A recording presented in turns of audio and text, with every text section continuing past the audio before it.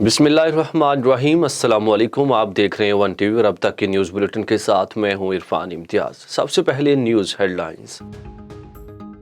ہیسکول، petrol اور national bank کے درمیان ملکی تاریخ کا بڑا مالیاتی فراڈ، ایف آئی اے نے پردہ فاش کر دیا۔ 30 ملزمان کے خلاف مقدمہ درج۔ نیشنل بینک اور ہیسکول کے سابق اور موجودہ افسران بھی نامزد۔ ہیسکول کے بانی ممتاز حسن گرفتار، دیگر کی گرفتاری کے لیے چھاپے جاری۔ ترجمان ایف آئی اے کے مطابق ملزمان نے ملی بھگت سے اربوں روپے کا قرض لیا اور منی لانڈرنگ کی۔ ملزمان میں نیشنل بینک کے 2 سابق صدور بھی شامل۔ ڈائریکٹر ایف آئی اے سید عامر فاروقی کا کہنا ہے نیشنل بینک نے 2015 سے 2020 تک ہیسکول کی فنڈنگ کی تمام قواعد و ضوابط کو پس پشت رکھا گیا۔ فراڈ میں نیشنل بینک کے ساتھ نجی بینک بھی شامل رہے۔ مجموعی طور پر 54 ارب روپے کا ڈیفالٹ ہوا۔ نیشنل بینک کے credit header Reema Asghar, Irtaza Kazmi fraud کے اہم کردار۔ سپریم کورٹ میں نئی تاریخ رقم، عائشہ ملک پہلی خاتون جج بن گئی۔ چیف جسٹس گلزار احمد نے جسٹس عائشہ ملک سے حلف لیا۔ صحافی سے گفتگو میں چیف جسٹس کا کہنا تھا کہ جسٹس عائشہ ملک اپنی قابلیت کی بنیاد پر جج بنی۔ تقریب میں معزز ججز اور وکلاء کی شرکت۔ جسٹس عائشہ ملک کو مبارکباد دی گئی۔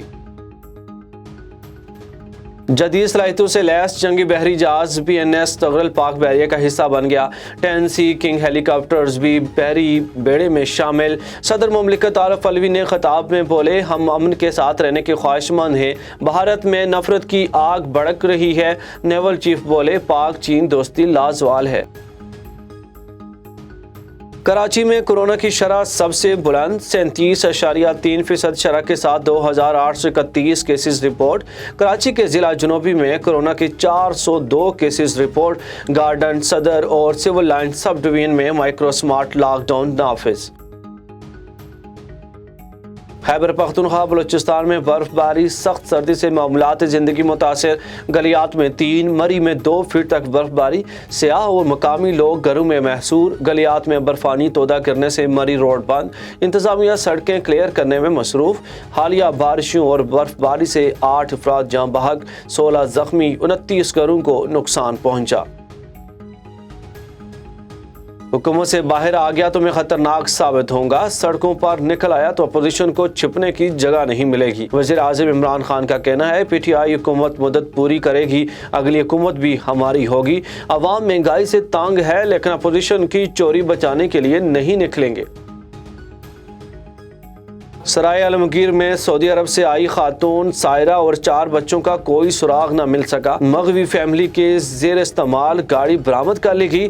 مغوی خاتون کے شوہر سجاد کا پولیس پر عدم تعاون کا الزام۔